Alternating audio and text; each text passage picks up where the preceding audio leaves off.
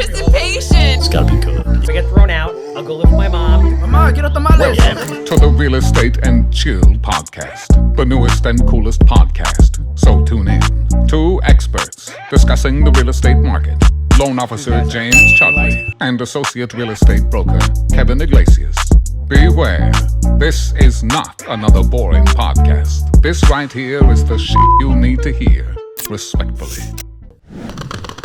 I don't think we have to do Welcome back to the newest episode of the Real Estate and Chill podcast. I'm your host, James Chowdhury from United Mortgage, here with Kevin Iglesias, associate broker. We're excited. Today is the first time we're taking the show on the road. And where are we? And guess who we're with? Oh, am I answering this? We are with Sean Mcpeak at Serhant.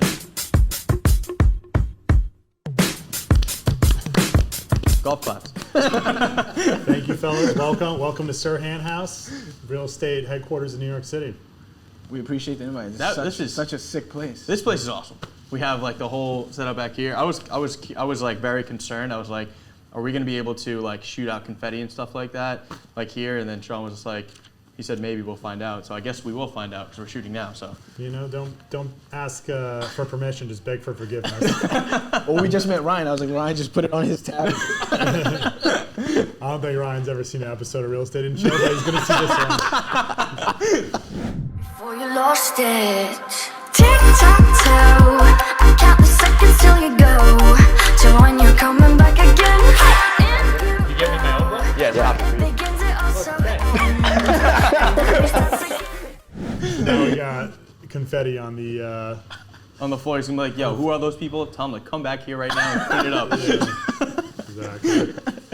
But this is our second episode. This is like our revisit of our first episode that we had together. Yeah. You are our first person that we've ever shot with twice. We have a series called Chill Bro now, where we do like, where we sit down with people who've been on the show before, but like an actual episode. Okay. First, second episode, first time we're bringing it on the road. I mean, Sean Mcpeak here, we have to, right? Brung, it's your turn. He's a monster. Big shark here, sir. You've had a very impressive 2021. Yeah. You guys won the Inman Award.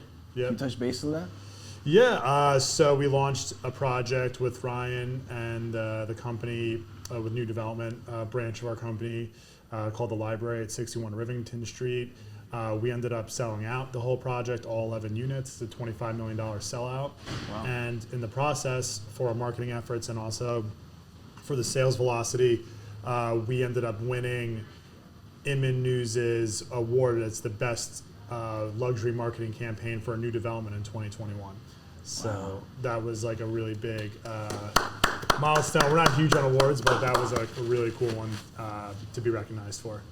That's amazing. Yeah, it was good. Honestly, I remember you talking about the library when you first came on the show last time. Yeah. And to hear like it comes full circle. Like that's when everything was like going on, and like now you're done, and like you guys did such an amazing job with it. So honestly, that's awesome. Yeah, it was a special project. The developer really did a good job on the units.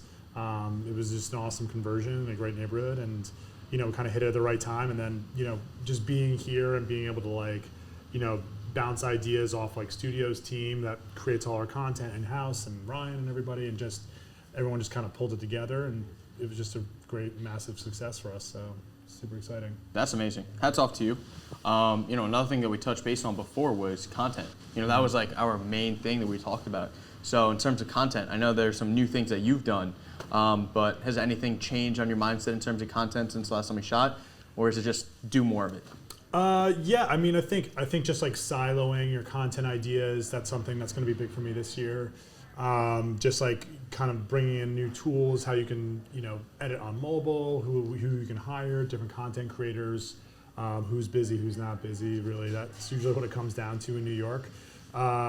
Yeah, I mean, just like creating content that's either short and engaging or just adds value. So those are like the kind of ideas we're messing with this year. So we'll be rolling out some stuff this spring, and then hopefully by Q3 we'll be posting every single day something new.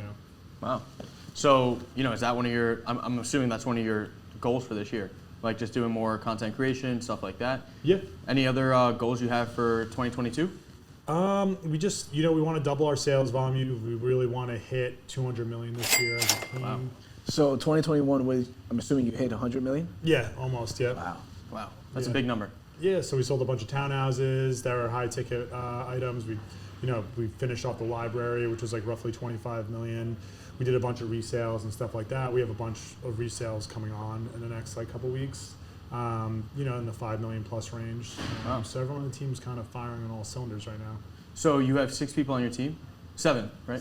Six altogether, and then I have also an assistant. Wow. So, somebody who has, so Serhant is still fairly, I don't know if it's fairly new anymore. Like, it's been around for over a year now, right? So Yeah, so it's been like 14, 15 months. So this year, are you planning to expand out your team even more, or you don't want to expand out anymore? Just probably case by case basis. If we're going to expand, it's going to be someone with their own book of business at this point. We're not really taking on any junior agents. We're going to be looking for people that, just really want the kind of infrastructure and services that I kind of provide my team that want to join that. But they would have to be doing a significant amount of deals on their own already in order to kind of join up with us at this point. Gotcha. That's like a huge thing, because I know that like some people we were talking about this before like off camera, like people reach out to you because they want to join Serhant. So it's interesting to see different things that you have to do to be here. Right. So that's definitely an interesting point. Yeah, it's almost daily at this point we get a job application. I mean, I see why. This is our first time being here, and it's just like right when you walk in, the huge S, and it's just like it's awesome. It's definitely a vibe here, though. It doesn't feel like an office at all. Yeah, it's almost like an event space / office. So like you see like all around, there's all these awesome speakers. Yeah. Bang & Olufsen's like one of Ryan's sponsors. So they blast music in here a lot. Like it's really meant for content and for a lot of different things. There's not like a million desks or anything like that. Like everyone doesn't have an assigned seat. It's very much a virtual office with like a content and event planning type of theme and idea. That's how the space is designed. What's one cool thing that you did was the NFT open house. Yeah. That was really unique. Yeah, We shot an episode with Alec, and he's like, "Oh, I'm on my way to Sean's NFT open house." That was pretty cool. Yeah, so no, I don't think anyone's ever done that before.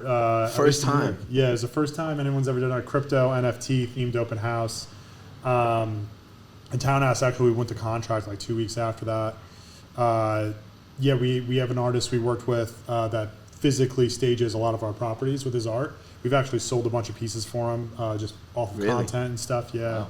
We sold like 4 pieces for him last Townhouse we staged with them. But he started selling NFTs a few months before that, and I really wanted to incorporate NFTs into our business somehow.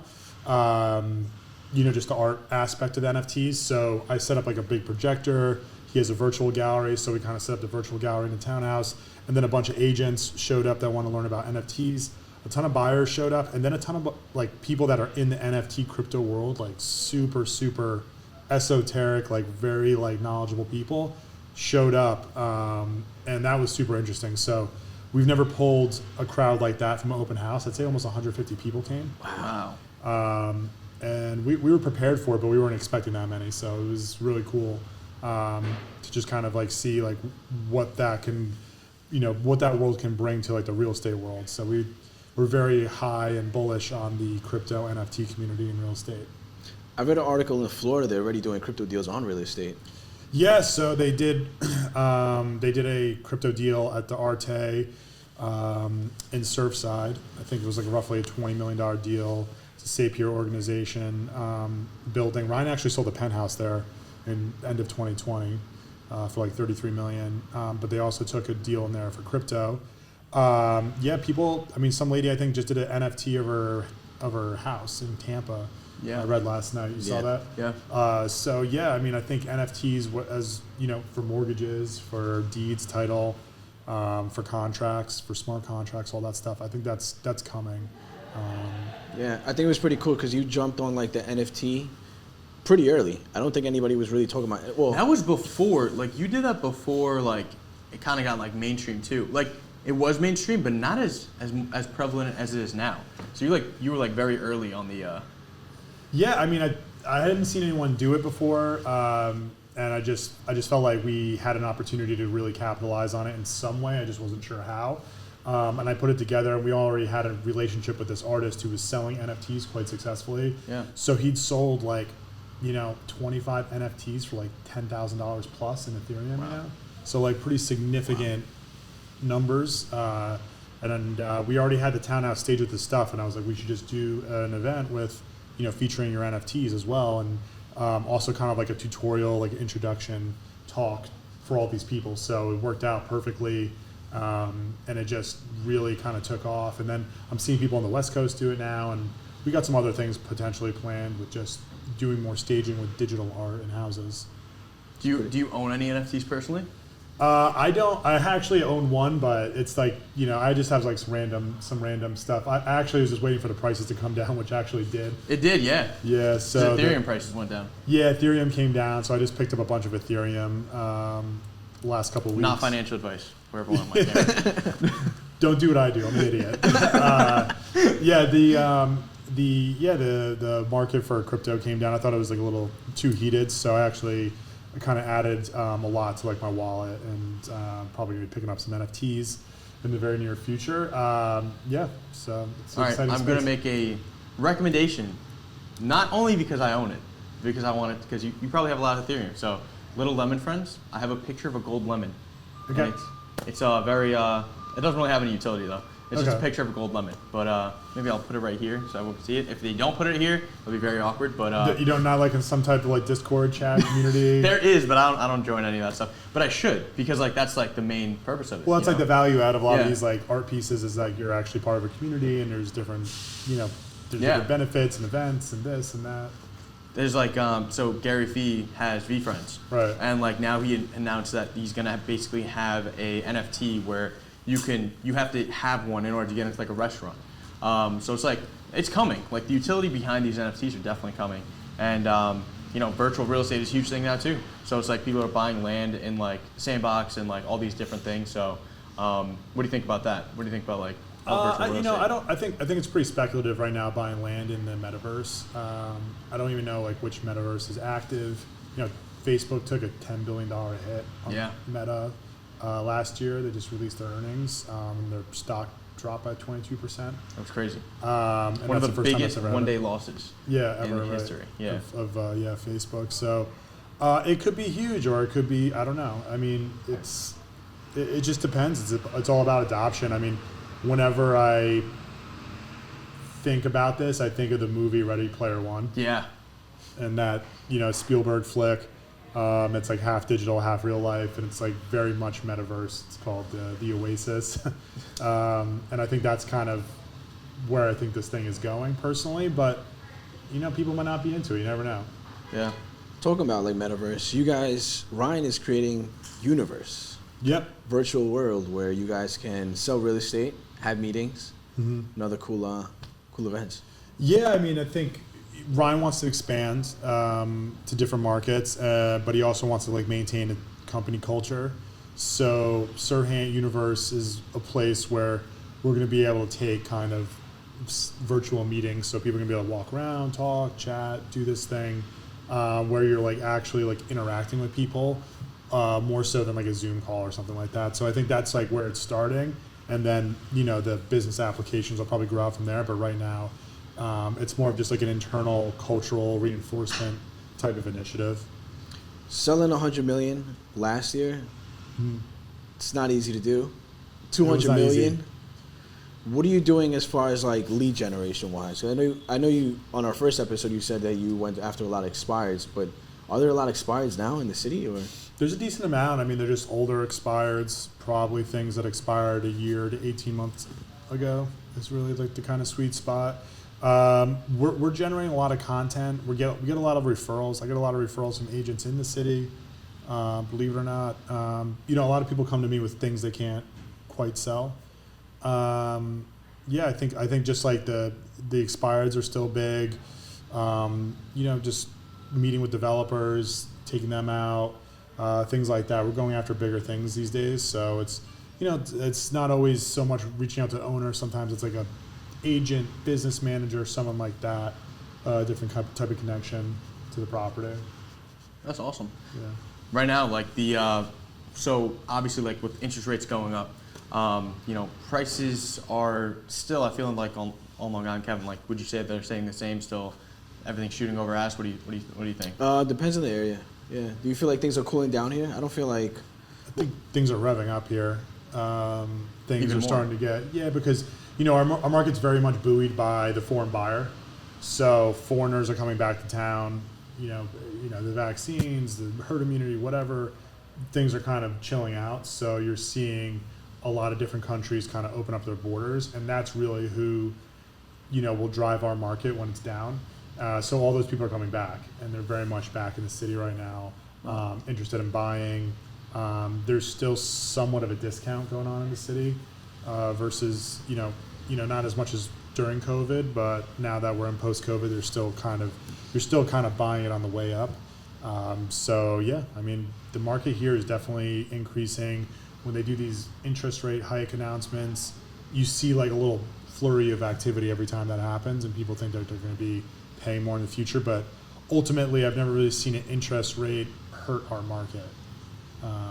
If it goes up a little bit, people here can still afford it for the most part. So That's what I was gonna say. I was like, how much does an interest rate really affect the market here in New York City? Because I feel like if you're purchasing these townhouses, penthouses, you could definitely afford it. yeah, they can afford it. I mean, I think it just in the short term, it just creates a sense of urgency. So you'll see maybe somebody lock in a property a little faster because they think if they wait a month or two, they're going to be, the payment's going to go up. Gotcha. So that's really what it causes here. But it's not really going to create downward pressure on prices in a market like this. I think if you're working in a market that's like 250,000 to like 700,000, like that will create downward pressure because that monthly payment is really what's like defining that value. And that's where we are. Well, that's where I am mostly. Right. so it's you're- interesting. It's interesting to see like we're so like close, right? Like New York City and like Long Island, like we're right next to each other. Right. But like it's completely different markets. Totally. It's like night and day the difference between the It's two. completely different, yeah. Yeah. So it's like that's interesting to see. In terms of like the rental market, so how's the rental market right now in the city? So rental market's at all-time high right now. The inventory is very low. Concessions are relatively sparse at this point. The average price of an apartment in like, the main part of Manhattan's like, just punching above $3,300 a month. Like it's hot. Wow. Yeah, it's a very, very hot market for rentals. So like a one bedroom? Yeah, for like a one bed is like Location easily wise? 3,000. I mean, pretty much anything like south of, Harlem. Wow. It's like averaging 3,000 plus. That's crazy. Right now, like Long Island, like prices, like rental market is up, I would say as well. Like it depends on where you look. It depends on who you're working with. But Yeah.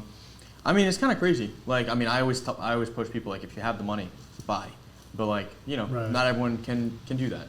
So Right. it's a difficult situation, especially right now, because like the people who don't have it, and if the market's hot over here, it's tough. Well, yeah, we're also going into like a high inflation period right now, so rents are going to go up. Yeah. So it's better off getting your mortgage from James and then Yes. locking in You your heard it payment for the from next 30 Sean. years. Cosign, you got to clip that now. Yeah, no, I have to. I'm gonna put that. But honestly, like this is an amazing background, so I need something to put. So that's gonna be the perfect clip. Okay, there you go. You know what's crazy is that we're so close, but the markets are so different. Where we are right now on Long Island, you could find a home fully renovated under 400,000. Really? Where? Sean's face. He was like, Well, I hear "What?" the average price on Long Island is like $650K. Like that's what I'm. Certain areas, I can't name them, but you can definitely find them Okay. off camera. I'll tell you. Secret. Okay. He's got secret houses. All right. Very cool. Do you do a lot of like off-market deals? We do some off-market deals. Typically with the listings right now, we're finding that if people think that it's just off-market and there's no one else going after it, there's no sense of urgency. So, Right.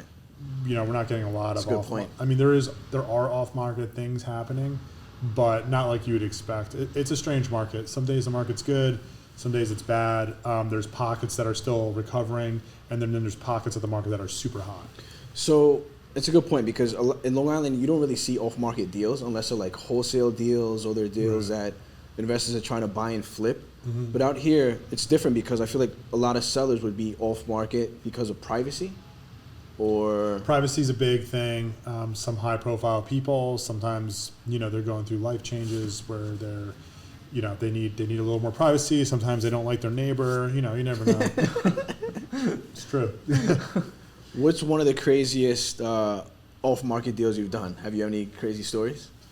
Crazy stories about off-market deals. I mean, I rented a townhouse for over 6 figures per month off-market, and it was a pretty wild deal. Just like confidentiality and some there was some crazy insurance aspects to it. It was like somewhat of a commercial deal, but yeah, I did a deal over here in the West Village for like 125K. Wow. A month. While you were speaking, when you said 6 figures a month, me and Kevin just looked at each other. We were just like, what? We were just like, I mean, you have to be working with some high net worth individuals to be willing to rent for 6 figures a month, right? So. Yeah, I mean, there's people that do it. I mean, if you think about it, though, if let's say someone was looking at a townhouse for $30 million, and then they could rent it for $1 million a year instead. I mean, you're saving $29 million theoretically, and you're probably not going to stay there for a long time. So. I mean, honestly, let's say you have a client who's looking to do 6 figures a month, pay rent. If you want to just throw them over to me, I'll just tell them buy a house every month. Yeah. Right? That would be good, right? Well, the thing is that they usually own a bunch of houses, but they don't want the headache of owning in New York City, from their perspective, or they have some tax, implications that if they're here too long, or if they own something as a primary residence, they could be on the hook for like a heck of a lot more money. Wow. Than that. So, there's reasons why people do this. There's tax reasons. There's write-offs. There's all different types of stuff why someone would want to rent something like that. So out here, everything's really like luxury, right? What's one of the craziest things you've seen, like luxury-wise? Just to give you an example, like we showed a house in Long Island, in the Patrick area actually. It's like listed for 1.9, I think. Oh, nice. A little closer to 2 million. Had a pool inside the house, jacuzzi, sick, beautiful ocean views. Like, what's something that you've seen? You don't really see too much, out of the box things out in homes out there. Yeah. One of the most crazy luxuries. I mean, like, I'm starting to see stuff like cryo chamber, steam shower, infrared sauna, like things like that. I think are pretty cool. Some of the amenities in the buildings are just, are getting really nice. So just having like these full home theaters are kind of getting built in. We were over at 100 Van Dam, which is like a new development right down the block from here. It's right next to the new Google headquarters they just purchased. And, they just have a really nice amenity package, and it's kind of attached to Hotel Hugo, too. I was just pitching a property at Hampshire House on Central Park South. That's like an old school co-op. They have like every single old school amenity package. I mean, like hotel amenity you could think of. It's like literally dudes in white gloves, the hats, the whole thing. It's like from Out of Home Alone, but they'll wash your windows, they'll clean your, they have housekeepers, they have every little thing you could think of in like a very high-end Central Park South hotel, except it's a co-op. So that's like the type of stuff, the luxury stuff. You're seeing less of that, but it's there. Co-ops. I'm not really such a fan. No, man. No. I'm not either. The process of getting a co-op is so hard. Yeah, I mean, we're dealing with a couple right now. I mean, they always seem to have a catch. So. But there's a lot of co-ops out here, right? Yeah, the city's actually majority of the deals are co-ops, but they're not being like newly constructed anymore. So almost everything, new construction, new development, 99% of it is condo. All right, I have an out-of-the-box question. Sure. So in terms of, New York City's not really that huge of a place, but everything's so condensed. Right. So where would you find like the most expensive properties? Like in Long Island, like we're talking like penthouses, anything. Where would you see like what parts of New York City would you find like the most expensive stuff? Well, Soho on average is the most expensive neighborhood, so where we are right now. But then Central Park South, Central Park West, and then Fifth Avenue along the park. Generally, Park View type property is the most expensive in the city, if not the world, depending on what's going on in Hong Kong or Singapore. So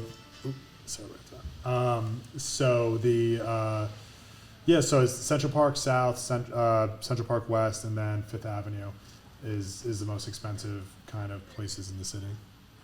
Wow. Well, Co-op wise, like what would a co-op be and Fifth Avenue, price wise? I mean, they can range. I mean, I think one of the most expensive one in a few years was just closed for like 66 million. They go up. Damn. They go up into the 70s. But a lot of them are being replaced by like the bigger towers, like the 432 Parks, the 157s, the 220 Central Park Souths. So, the thing with the co-ops, it was all about like contiguous square feet, right? So like having like huge apartment on one floor, park views. Now new buildings are being built, condo that support those type of apartments. So, you're seeing the co-ops kind of adjust their policies to be a little more competitive with the condos. Question. In Big Money Energy, Ryan was speaking about a $40 million deal he was doing in the Hamptons. Right. That almost fell apart over like $100 blanket. Yeah. You run into that a lot? Yeah, I just ran into it actually. It was funny because I had a deal involving furniture and, it was on the Upper East Side. The guy decided to take a lamp and 2 rugs, and it was the same exact thing. I ended up was able to fix it. But we kind of reneged on what we were doing, and it was, 2 very high-powered type of people, and it was literally just out of Big Money Energy. So, Definitely a book to read, by the way. yeah, Yes. definitely check it out. And we have our copies. I don't know where they are, but they are somewhere here. But Yeah. honestly, that's pretty upsetting to hear. Like, that's pretty Over a crazy. blanket. That's insane. I mean, well, it's just like it's about principles. It's about getting what you want. It's about flexing. These guys flex on people. So it's not about money or time or anything. Sometimes when you get to a certain level, it's just about imposing your will. So Seriously. So I know you have to love New York City. You live here, right? Yeah. So do you see yourself living in New York City like indefinitely? Like, do you see yourself living here for the rest of your life? I'll always be here. I mean, I can see myself being more seasonal at some point, but I'll always keep my place here. I'll always, have business here and connections and friends and family and stuff like that. But I could definitely see myself like kind of. I'd rather just be here in the spring and the fall. That would be ideal. Oh, spring and fall. I thought you would say summer. No, I'm not a big. No, I'd rather be somewhere else. I mean, summer. Once July hits, everyone's out east or something like that. So I'd love to just kind of be spring and fall. Those are my seasons. Gotcha. Yeah. I feel like you're a Hamptons guy.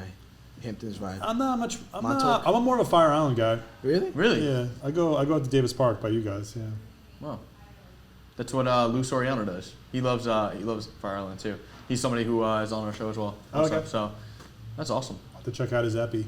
Yes. Dropping the words. I love it. But anything else? Do you want to ask Sean anything else? What are your projects coming up? Yo, that went far. Holy crap! All No, right, I clean up on aisle 7. I hope we didn't scare anybody because that was loud. Yeah, I don't know who that is there, but they jumped. I think Adrian's right behind us. Okay. So, Anyways, projects coming up. I've got a sick loft coming over here on Green Street. I got another loft in Tribeca, 71 Late, 92 Green. What else have we got? We've got a couple other bigger kind of listings coming up. No new development is imminent. We're just working on a couple of things. Got a couple of things in the fire. And just got some content initiatives and stuff like that, So just kind of... you have 2 Busy phones. man. Yeah. I was like, wait, is that That was your camera- phone? Yeah. The whole time? I'm looking at Kyle. I thought that was Kyle. Why would you leave your phone on? But that's amazing. The road to 2 million. But you know what's very funny? We were all just laying back like this. And then Sean just popped out thing. We're all standing here like this right now. I learned from the best. I learned from the best. We appreciate all the support, all the cosign, the invitation. Yeah, man. for having Thanks us for here. coming. And we Thanks for This is support awesome. everything you guys do. We're honored. Same here, bro. Thank you. Thank And thanks you. for the sweatshirt. Of course, and the bottle. We made sure we shared some love with the. I know, this friends. is awesome. This is sick. And I got your beautiful faces on here. Yo, does that look anything like me? I don't think it does. Not really. Yeah. He's on point. I just. Well, you're rocking the scruff now, so you're a little and I different. gained probably 20, 30 pounds, maybe something like that. So I don't know if That's it's all the best good. representation, but you'll remember me, right? Of course, man. This is amazing. I love these. I'm stealing this idea. We stole the idea too. Shout out to Lou Soriano again. I gotta check out his epi. Man. Very But cool. thank you so much for having us over. And Where can people reach out to you? Yeah. You can find me at Sean_Mcpeak on Instagram, or you can email me at sean.mcpeak@serhant.com. And that's pretty much where I exist. No naughty emails, please. Yes. I co-sign that. Keep it professional. Thank you so much. That was the latest episode of the Real Estate and Chill podcast. We will see you next time. Awesome. Thank you for tuning in to the Real Estate and Chill podcast with James Chaudhry and Kevin Iglesias. Don't forget to like, comment, and subscribe. Also, share this with your friends, your enemies, your mother-in-law. No, seriously, this podcast is so fucking good, you might want to tell your ex. See you next time.